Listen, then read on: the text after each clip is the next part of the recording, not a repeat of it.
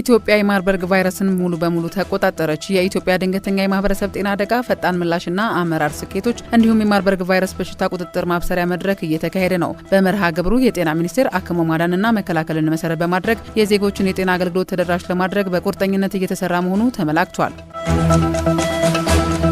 ባህር ዳርን ከዓለም አቀፉ ከተሞች ተርታ የሚያሰልፉ ታላላቅ ሆቴሎችና የስብሰባ ማዕከላት እየተገነቡ ነው አሉ ምክትል ጠቅላይ ሚኒስትር ተመስገን ጥሩነህ። ምክትል ጠቅላይ ሚኒስትሩ በማህበራዊ ትስስር ገጻቸው ባሰፈሩት መልእክት የክልሉን ምክር ቤት ደረጃውን በጠበቀና ከአባይ ወንዝ ጋር ይበልጥ በተሳሰረ መልኩ እየተገነባ ተመልክተናል ብለዋል።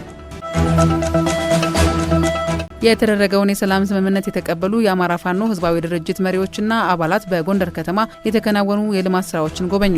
ነፍጥ አንግበው ጫካ በመግባት ሲንቀሳቀሱ የነበሩ የአማራ ፋኖ ህዝባዊ ድርጅት አፋህድ አባላት መንግስት ያቀረበውን የሰላም ጥሪ ተቀብለው እየገቡ ነው። የቀድሞ ታጣቂዎቹ የፋሲል አብያተ መንግስታት እድሳትን፣ ከአዘዞ ፒያሳ የተሰራውን የኮሪደር ልማትና በከተማዋ በግሉ ዘርፍ ተሰማርተው ውጤታማ የሆኑ ግለሰቦችን ተሞክሮ ተመልክተው የልማት ስራዎች ማህበረሰቡን ተጠቃሚ እያደረጉ መሆናቸውን ገልጸዋል።